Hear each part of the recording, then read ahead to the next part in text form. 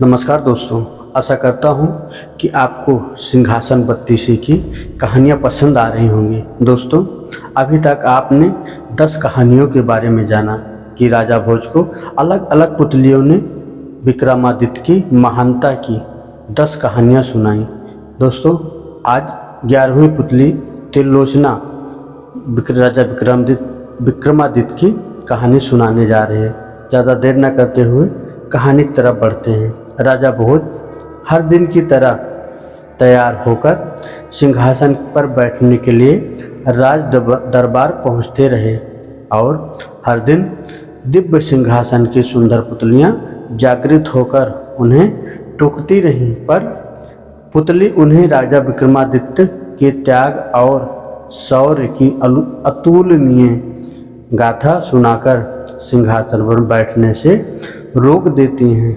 अब तक आप 10 पुतलियों द्वारा सुनाई गई कथा सुन चुके हैं। आइए आज सुनाते हैं 11वीं पुतली त्रिलोचना की कहानी। अगले दिन राजा भोज दरबार में पहुंचे तो 11वीं पुतली त्रिलोचना जैसे ही जागृत होने के लिए तैयार ही बैठी हुई थी। त्रिलोचना बोले, हे राजन, आप प्रतिदिन इस सिंहासन पर बैठने के लिए आते हैं और राजा विक्रमादित्य की कथा सुनने के बाद लौट जाते हैं, फिर भी आपने अब तक हिम्मत नहीं हारी। राजा भोज का अभिमान अब कम हो चला था। वे विनम्रतापूर्वक बोले, हे सुंदरी, आप हमें राजा विक्रमादित्य की कौन सी कथा सुनाने वाली हैं? कृपया सुनाइए। हमारे साथ साथ नगर की प्रजा भी हमारे पूर्व राजा की वीरता और त्याग से परिचित होना चाहती है। त्रिलोचना ने मुस्कुराकर कथा आरंभ की। हे राजन, राजा विक्रमादित्य बहुत ही प्रजा पालक थे। उन्हें हमेशा अपनी प्रजा की सुख समृद्धि की चिंता सताती रहती थी। एक बार उन्होंने एक महायज्ञ करने की ठानी। असंख्य राजा महाराजाओं, पंडित और ऋषियों को आमंत्रित किया। यहाँ तक कि देवताओं को भी उन्होंने नहीं छोड़ा। पवन देवता को उन्होंने खुद निमंत्रण देने का मन बनाया तथा समुद्र देवता को आमंत्रित करने का काम एक योग्य ब्राह्मण को सौंपा। दोनों अपने काम से विदा हुए। जब विक्रमादित्य वन में पहुँचे तो उन्होंने ध्यान करना शुरू किया ताकि पवन देव का पता ठिकाना ज्ञात हो। योग साधना से पता चला कि पवन देव आजकल सुमेरु पर्वत पर वास करते हैं। उन्होंने सोचा, अगर सुमेरु पर्वत पर पवन देवता का आह्वान किया जाए तो उनके दर्शन हो सकते हैं। उन्होंने दोनों बेतालों का स्मरण किया तो वे उपस्थित हो गए। उन्होंने उन्हें अपना उद्देश्य बताया। बेतालों ने उन्हें आनंद फानंद में सुमेरु पर्वत की चोटी पर पहुंचा दिया। चोटी पर इतना तेज हवा थी कि पैर जमाना मुश्किल था। बड़े बड़े वृक्ष और चट्टान अपनी अपनी जगह से उड़कर दूर चले जा रहे थे, मगर विक्रमादित्य तनिक भी विचलित नहीं हुए। वे योग साधना से सिद्धहस्त होते, इसलिए एक जगह अचल होकर बैठ गए। बाहरी दुनिया को भूलकर पवन देव की साधना में रत हो गए। ना कुछ खाना, न पीना और सोना और आराम करना भूलकर साधना में लीन हो गए। आखिरकार पवन देव ने सुध ली। हवा का वाहन बहना बिल्कुल थम गया। मंद मंद बहती हुई वायु शरीर से की सारी थकान मिटाने लगी। आकाशवाणी हुई, हे राजा विक्रमादित्य, तुम्हारी साधना से हम प्रसन्न हुए।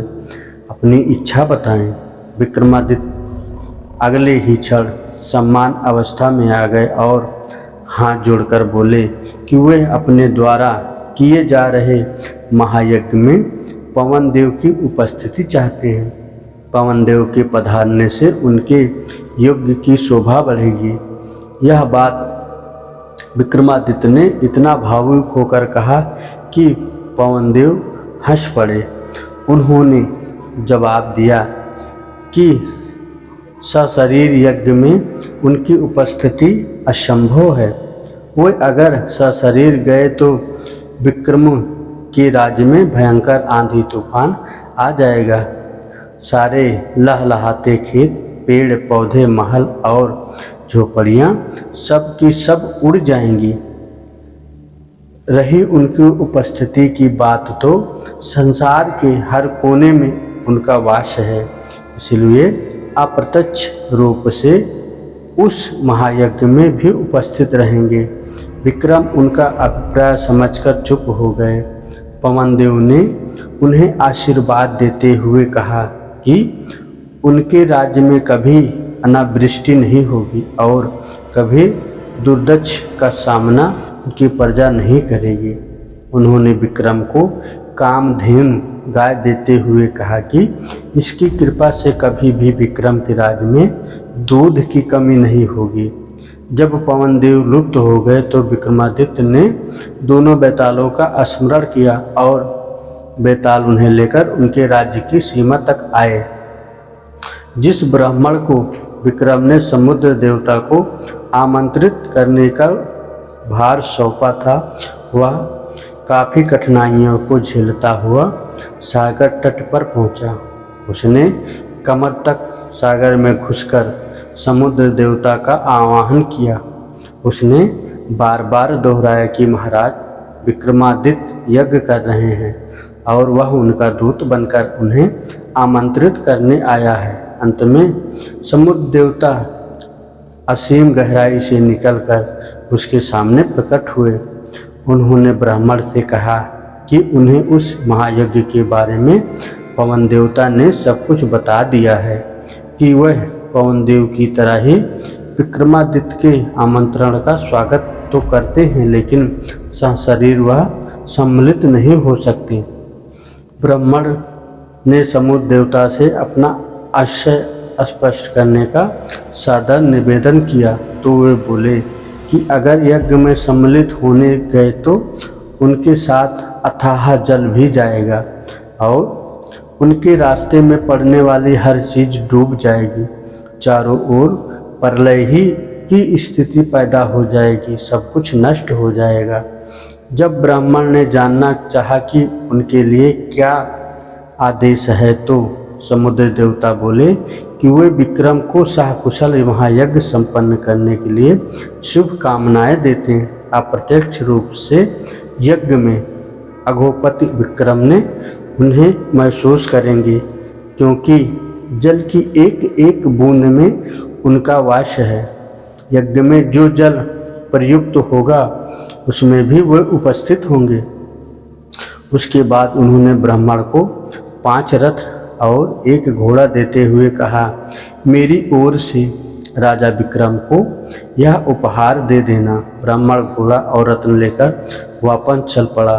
उसको पैदल चलता देख वह घोड़ा मनुष्य के बोले में उससे बोला कि इस लंबे सफ़र के लिए वह उसकी पीठ पर सवार क्यों नहीं हो जाता। उसके ना नुकुर करने पर घोड़े पर ने उन्हें से समझाया कि वह राजा का दूत है, इसलिए उसके उपहार का उपयोग वह कर सकता है। ब्राह्मण जब राजी होकर बैठ गया तो वह घोड़ा पवन वेग से विक्रमादित्य के दरबार में ले गया। घोड़े की सवारी के दौरान उसके मन में इच्छा जागी, काश यह घोड़ा मेरा होता। जब विक्रमादित्य को उसने समुद्र देवता से अपनी बातचीत सविस्तार बताई और उनके दिए हुए उपहार दिए, तब बिना कुछ कहे ही राजा विक्रमादित्य ने कहा कि 5 रथ तथा घोड़ा ब्राह्मण को ही प्राप्त होने चाहिए, क्योंकि रास्ते में आने वाली सारी कठिनाइयाँ उसने राजा की खातिर हंसकर झेली। उनकी बात समुद्र देवता तक पहुँचने के लिए उसने कठिन साधना की। ब्राह्मण रत्न और घोड़ा पाकर अति प्रसन्न हुआ। इतना कहकर त्रिलोचना बोली, हे राजन भोज, विक्रमादित्य की तरह प्रजापालक तथा अत्यंत दयालु राजा ना हुआ और ना होगा। अगर इस सिंहासन पर बैठने की लालसा है तो आपको भी उनके गुणों को आत्मसात करना होगा। त्रिलोचना पुनः पुतली रूप में सिंहासन पर उपस्थित हो गई। अगले दिन 12वीं पुतली पद्मावती ने राजा भोज का रास्ता रोका और सुनाई राजा विक्रम की एक महान कथा। तो दोस्तों, यहाँ से कहानी समाप्त होती है। आशा करता हूँ कि हमारी कहानी आपको पसंद आ रही होगी। जय श्री राधे राधे। अगली कहानी आपको अगले एपिसोड में मिलेगी।